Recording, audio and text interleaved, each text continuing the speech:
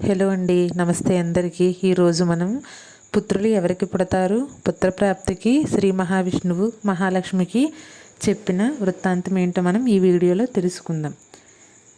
శేషకల్పం మీద సేద తీరుతూ ఉన్న శ్రీ మహావిష్ణువుని లక్ష్మీదేవి ఒక ప్రశ్న వేసింది.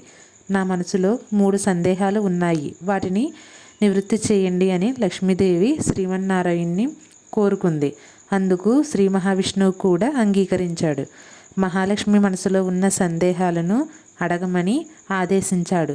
అప్పుడు శ్రీ మహాలక్ష్మి ఏ మహిళకు ఉత్తరయోగం ఉండదు, ఏ మహిళకు చిన్న వయసులోనే వైద్యం ప్రార్థిస్తుంది, ఎలాంటి పనులు చేసినట్లయితే స్త్రీకి చనిపోయిన తర్వాత స్వర్గం ప్రాప్తిస్తుంది అని అడిగింది.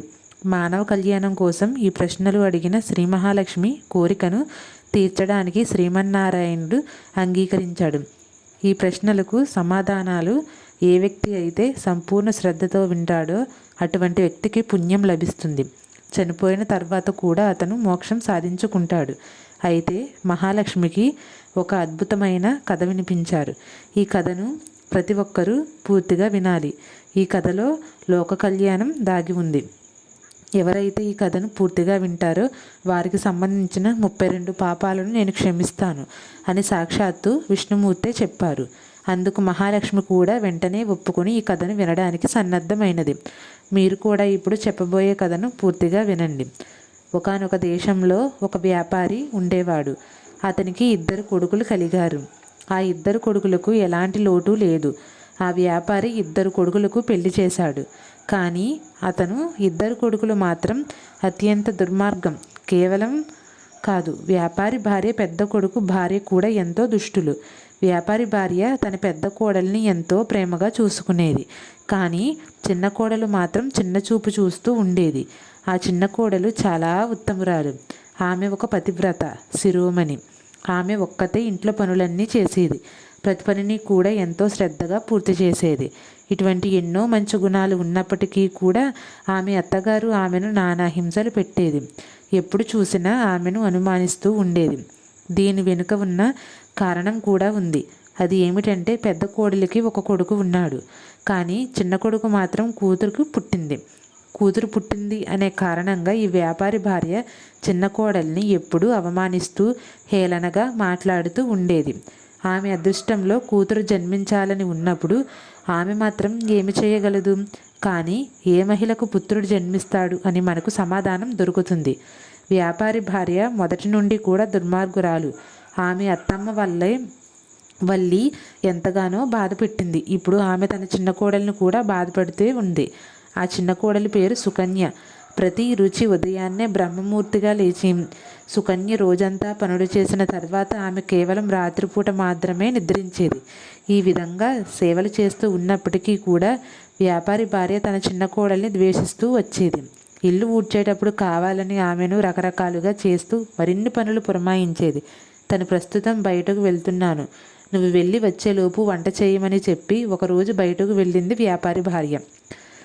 తన అత్త పెట్టే కష్టాలను ఓపికగా పనిచేస్తూ సుకన్య ఈ కష్టాలు ఎప్పుడు తొలుగుతాయి అని మనసులోని బాధపడుతూ ఉంది.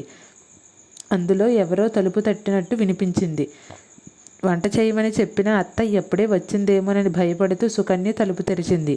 ఎదురుగా ఆమెకు ఒక భిక్షగాడు కనిపించాడు. ఆ బ్రాహ్మణ భిక్షగాడు తన కడుపు నిండా అన్నం పెట్టమని, అలా పెడితే తన బాధలన్నీ తొలగిపోతాయి అని చెప్పాడు. సుకన్య ఆలోచనలో పడింది.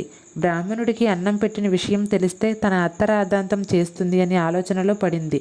కానీ అత్తకు భయపడి బ్రాహ్మణుడికి భోజనం పెట్టకపోతే మహాకోపం కలుగుతుంది అని కూడా ఆమె ఆలోచించింది. ఇలా ఆలోచించిన సుకన్య అతిథ ధర్మాన్ని పాటిస్తూ బిచ్చగాడిని లోపలికి పిలిచింది. అతనికి భోజనం వడ్డిస్తూ ఉండగా వ్యాపారి భార్య అక్కడికి వచ్చింది.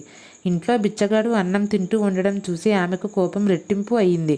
ఆ వ్యాపారి భార్య అన్నం తింటున్న బిచ్చగాడు అన్నాన్ని బయటకు విసిరికొట్టి సుకన్యను నోటికి వచ్చినట్లు తిట్టింది. అప్పుడు సుకన్య తను కేవలం తన వాటాకు వచ్చే అన్నం మాత్రమే వడ్డించానని, అందులో కోప్పడాల్సిన పని లేదు అని నచ్చ చెప్పడానికి ప్రయత్నించింది.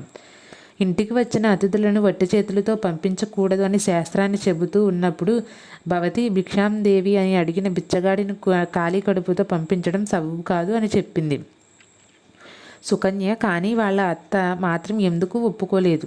సుకన్యను నోటికి వచ్చినట్లు తిట్టి కోపంతో ఆమెను కొట్టి ఇంటి నుంచి బయటకు పంపించేసింది. చాలాసేపటి వరకు సుకన్య ఇంటి నుండి బయట నిలబడి వాళ్ళ అత్తకు బ్రతిమలాడుతూ ఉంది. ఆ తర్వాత సుకన్య ఎంతో దుఃఖంతో పుట్టింటికి వెళ్ళిపోయింది. వెళ్ళిన మార్గంలో ఒక పెద్ద అడవి ఉంది. అడవి మార్గంలో ఆకలితో ఉన్న సుకన్య ప్రయాణిస్తూ ఉంది. అందులో భయంకరమైన తుఫాను మొదలైంది. ఆ వర్షపు దాటిని తట్టుకోవడానికి సుకన్య ఒక చెట్టు నీడని నిలబడింది. ఆ చెట్టు కింద ఒక చిన్న గుడిసె లాంటిది ఉండడం చూసిన సుకన్య ఆ గుడిసెలోకి వెళ్ళింది. అక్కడికి వెళ్ళి చూసిన తరువాత బ్రాహ్మణ బిచ్చగాడు కనిపించాడు. ఇంతకుముందు తన ఇంటికి బ్రాహ్మణి రూపంలో వచ్చింది మరి ఎవరో కాదు, సాక్షాత్తు శ్రీమన్నారాయణమూర్తి అని తెలుసుకున్న సుకన్య నేరుగా ఆయన కాళ్ళ మీద పడిపోయింది. అప్పుడు శ్రీ మహావిష్ణువు సుకన్యను చూసి, నీ గురించి నాకు పూర్తిగా తెలుసు. నువ్వు కేవలం ఆడపిల్లకు జన్మనిచ్చావు అని నెపంతో మీ అత్త నిన్ను రాచి రంపాన పెడుతుంది. కానీ నువ్వేమీ ఆందోళన పడకు. నేను నీకు ఒక తాళపత్రాన్ని ఇస్తాను. ఆ పత్రం మీద రాసి ఉన్న దాన్ని నువ్వు తూచా తప్పకుండా పాటిస్తే అప్పుడు నీకు గుణవంతుడైన పుత్రుడు ప్రాప్తిస్తాడు అని చెప్పిన తర్వాత శ్రీమన్నారాయణుడు అదృశ్యమయ్యాడు. సుకన్య చాలా సంతోషించింది. సుకన్యను వెతుక్కుంటూ అప్పటికే అక్కడికి వచ్చిన ఆమె భర్తకు ఆమె జరిగిందంతా పోసగుచ్చినట్టు చెప్పింది. వాళ్ళిద్దరూ ఇక అడవిలోనే జీవించాలని నిర్ణయించుకున్నారు. అక్కడ నివసిస్తూ ఉన్న సుకన్యకు ఒకరోజు ఉత్తరప్రాప్తి గురించి ఒక చిన్న ఆలోచన వచ్చింది. నాకు కూడా ఒక కొడుకుంటే మా అత్తగారింట్లో నాకు కూడా ఎంతో గౌరవం లభించేది అని ఆమె భావించింది. వెంటనే శ్రీ మహావిష్ణువు ఇచ్చిన తాళపత్రాలను తెరిచి చదివింది. దానిలో ఏముందంటే, ఏ మహిళ అయితే కొడుకును కనాలి అనుకుంటుందో ఆ మహిళ భర్తకు ఎడమవైపే పడుకోవాలని రాసి ఉంది. ఇలా చేయడం వల్ల కుడిముక్కు నుండి శ్వాస పీల్చుకుంటారు. కుడివైపు పడుకుంటే ఎడమ ముక్కు తెరుచుకుంటుంది. కాబట్టి ఉత్తరప్రాప్తి కోసం సంగమించే దంపతులు పురుషుని కుడిముక్కు నుండి ఊపిరి పీల్చుకునే సమయంలో కలవాల్సి ఉంటుంది. ఋతుప్రక్రియ మొదలైన 4 రోజులు కాకుండా 5వ రోజు భార్యతో కలిస్తే కూతురు పుడుతుంది. అదే 6వ రోజు ఆమెతో కలిస్తే కొడుకు పుడతాడు. ఇక 7వ రోజు కలవడం వల్ల విధవరాలు అయిన కూతురు జన్మిస్తుంది. 8వ రోజు సంగం వల్ల ఎంతో బలమైన కూతురు పుడుతుంది. 9వ రోజు కలవడం వలన అందమైన కూతురు పుడుతుంది.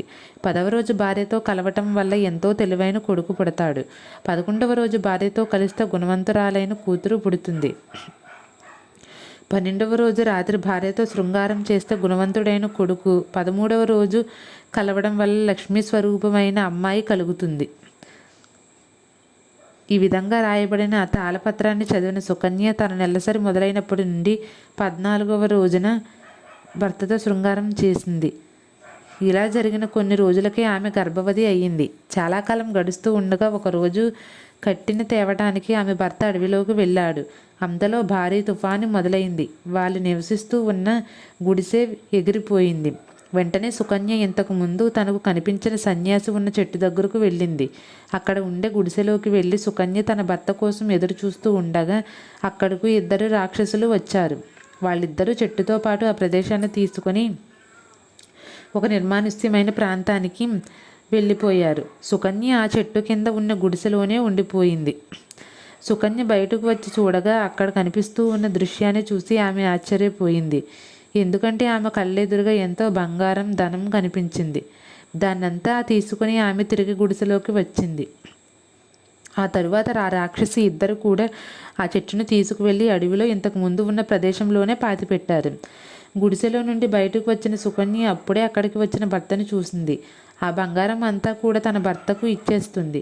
ఆ తర్వాత వాళ్ళిద్దరూ కలిసి ఇంటికి వెళ్ళిపోయారు.